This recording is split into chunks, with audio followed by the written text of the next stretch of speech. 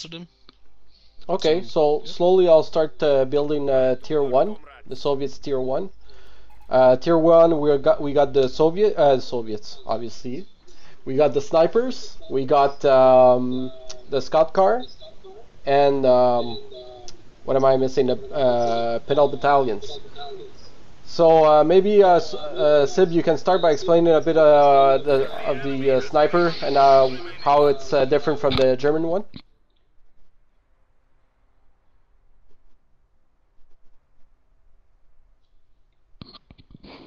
Ah, wait, we got a question. Okay.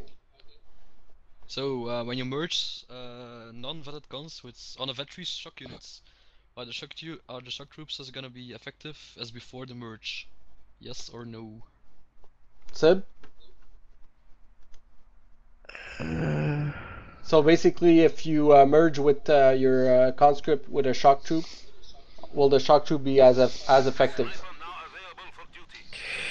No, they won't because the merge ability actually incorporates the model attributes of whatever squad you're merging. So if you merge a conscript squad into a shock squad, the conscript squad will gain the weapons, i.e. the PPSHs of the shock squad, but it will actually retain its 1.0 armor rating as opposed to the actual shock models which have an armor rating of 2.25. So it's great if you wanna have a quick reinforce, since obviously the shock troopers have a reinforce cost of 40, and you actually bleed a lot if you lose a lot of model. So merge is great in those cases where you need a quick reinforce to keep up with the offensive power, but you do lose the defensive attributes more often than not. Okay, great. Any more questions, Van Kluch? How you are supposed to beat an austere blob move to the cutoff or Langre? I I'll assume. yeah, go Oh, ahead, Sib. no. I assume we're talking about the northern cutoff here. Yeah. Yeah, I think so. It's not specific, but I guess it's the northern cutoff. Uh, so we're talking about Soviets being north, Austria being south. That's not said in the question, but you can Yeah, I illustrate it. can imagine Okay, that's fine. what it is. We'll pick the most difficult scenarios as the Yes. Soviets being north. So the key I find to Langriskaya north is depending on the strategy, obviously. But if it's a common strategy, like say 3 grand 2 MG push for cutoff, you either have two options really. You can either go tier 1 and get a sniper to start bleeding and picking off at the MGs, but obviously that may come too late if you already heavily invested into tier 0 units like a conscript. So that sniper will come far too late to start bleeding. The other alternative is to get tier 2 and a mortar, or you can get the doctrinal 120mm mortar, but that's been moved back to 2 CPs, so again, it comes out later, which may not necessarily be the right pick, and considering it's 400 manpower, it's a tough choice. Yeah, basically you have to kind of assess the situation. It's quite hard to give you a general broad template to follow without the actual specific situation because Yeah. Also, it's like for today, we'll probably answer that question maybe later in the stream or in another stream where we can maybe go jump in the map and give you examples or even go through a replay maybe. But obviously, I think you want to get you want to get a mortar because if you probably the Austria or German player will be using machine guns and the MG42, so the mortar probably one of the most effective ways of taking them out. as a conclusive point for you, Basil, sniper starts are very powerful on Nangriskai, even if you're Also, north, yeah, it just comes to micro. You can either get a sniper in an M3 and start bleeding from the get-go. The obvious problem you face is that you sacrifice a lot of initial map power, will be considerably low in the early game. But if you manage to start bleeding your opponent early off and you catch him off guard and he's not ready for the snipers, then you pretty much deny that cutoff before it's even begun. you just move your sniper around and pick squads off, and then just support with conscripts or whatever, and eventually get guards if you see the tier 2 vehicles rolled out. Great. So that being said, we'll start explaining a bit of the Soviet sniper and how it's different from the German one. Do you have an MG? So maybe we can show a bit of how that's done. Do you have an MG set up somewhere? Let me build them. Okay. So the Soviet snipers, first of all, they come in a squad of 2 men versus the German one, where it's only one single model. They do fire slower than the Austere sniper, and they don't cloak as fast as the German sniper. And is that because is that only because there's 2 units in the squad, the Siberian, or is that stat like a? Are you asking me why it cloaks faster? Yeah. Is it just that's just how it is, or is it because there's 2 models, so they both need to be in cover? I forgot. No, it naturally has a faster rate of cloaking, Okay. just to compensate for the lack of a second squad member. Yeah. So let me take out my MG from there. So like the Austere sniper, it has a huge range of view, so you can use it to scout forward if you're advancing with a couple of units. So you don't get surprised by a machine gun. So, like we were explaining, the Soviet snipers can be very effective against a machine gun. So if you're having a problem on Langerskaya facing machine guns, as you can see here, because of its huge range, the sniper can quickly take out a. The snipers can quickly take out the MG, and when it shoots the MG, most of the time will shoot the man that's actually shooting the gun. So it does take some time for that for the MG to switch the gunner, and it cannot shoot in the meantime. So that's a good time for you to try and push with your unit. Another thing you can do with the sniper is use, or any other unit, is use a scout car. So the scout car, not only is it good for scouting, but you can put any units inside, any infantries inside, as a transport vehicle, and they will shoot at the same time from the vehicle. So, Sib, can you explain maybe with the scout car what you can use it for, with the sniper or any other squad? What's good at any other squad, like flamethrowers, for example? What kind of strategies you can do with it? Yeah, the M3 is a good complement to the sniper and the flamer engineers. If you put a sniper in there, they'll get a 50% accuracy penalty while the scout car is actually moving. So you have to actually stutter step it, so to speak. So when you know that your sniper's about to fire, you should stop the scout car at a fire and then continue microing or kiting.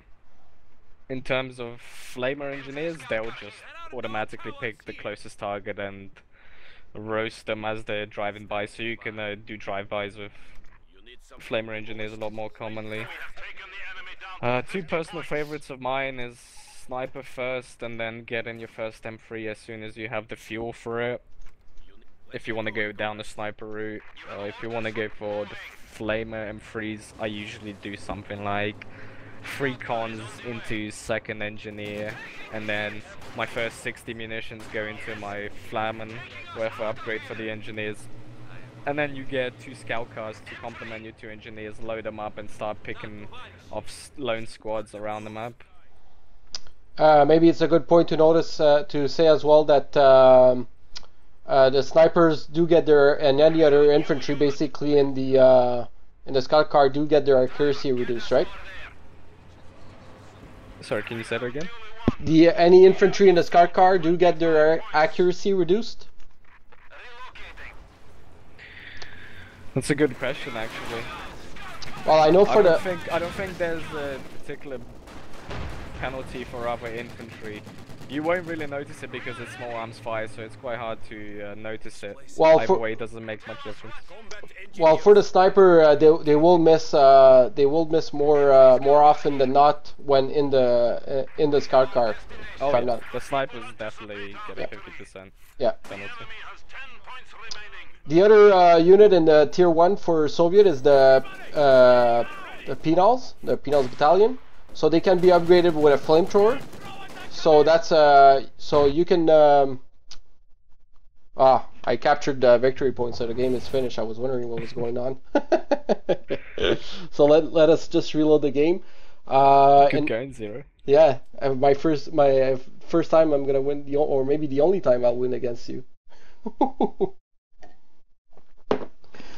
So let me just reload. So in the meantime, I'll explain the Penal Battalion. They can be upgraded with flamethrowers like the engineer, but they'll be a lot more effective if you put them, for example, in the scout car. They're also a 6-man squad, so their survival is a lot better than the engineers. Also, they're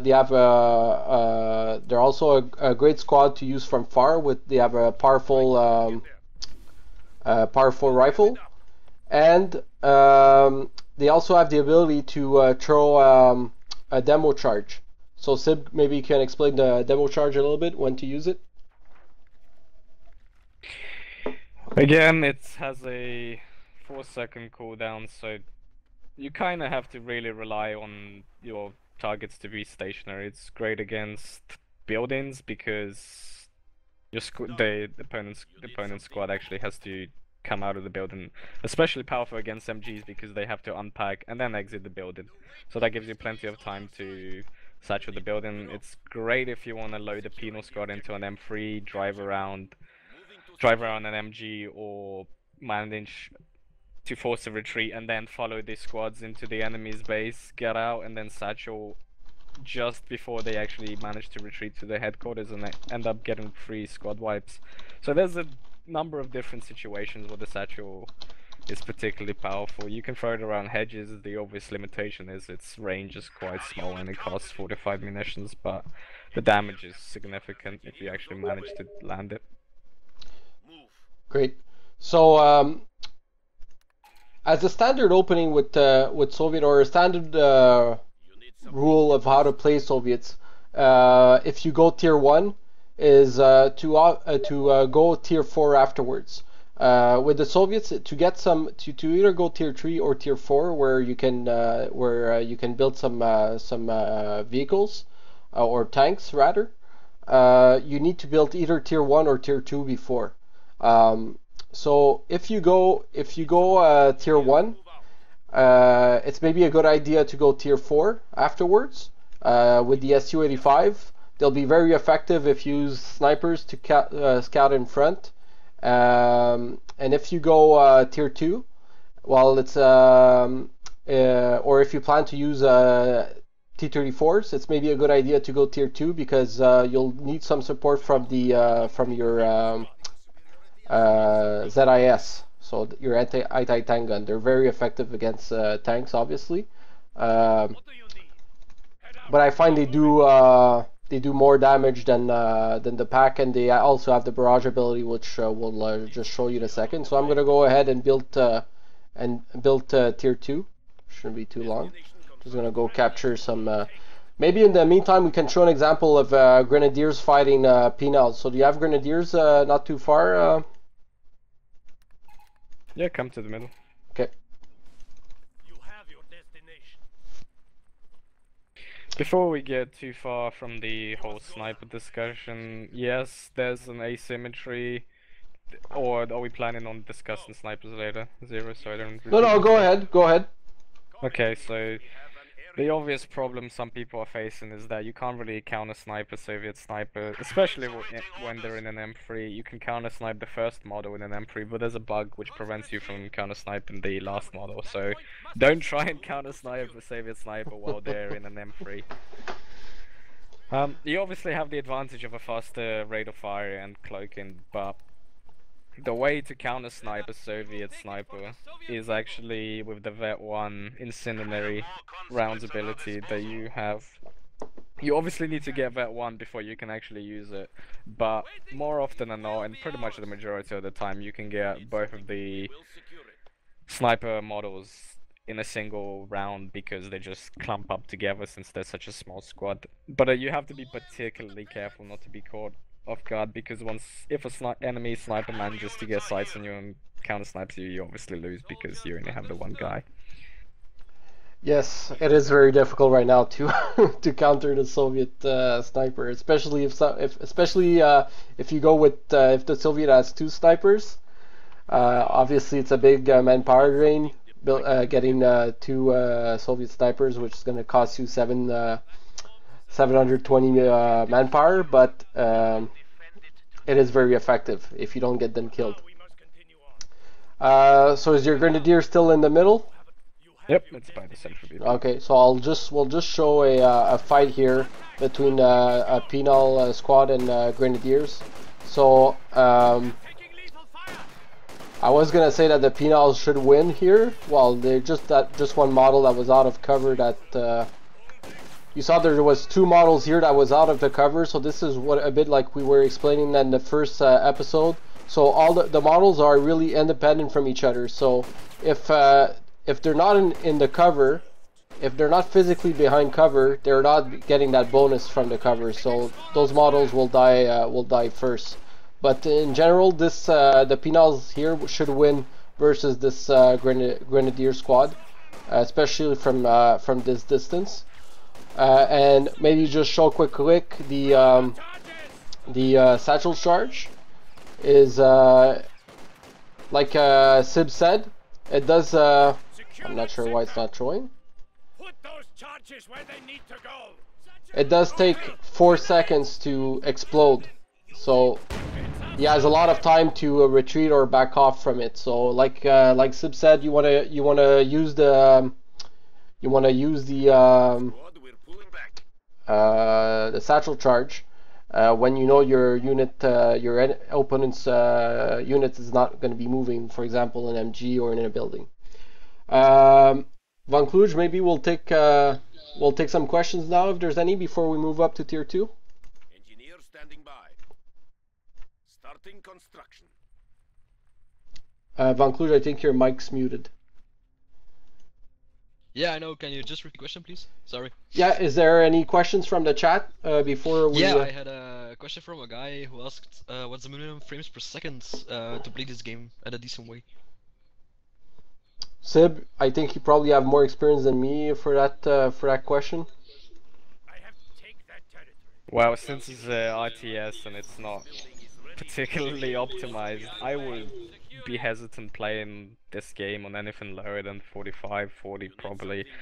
Get 60 by all means if you can. If you have to turn everything down just so you get performance, that would... You don't want performance getting in the way and hindering your actual ability to play the game, so definitely don't go lower than 40 if you want to scrape by, but try whatever you can do to get 60 or as close to 60 as physically possible. Okay, thanks. Any other question?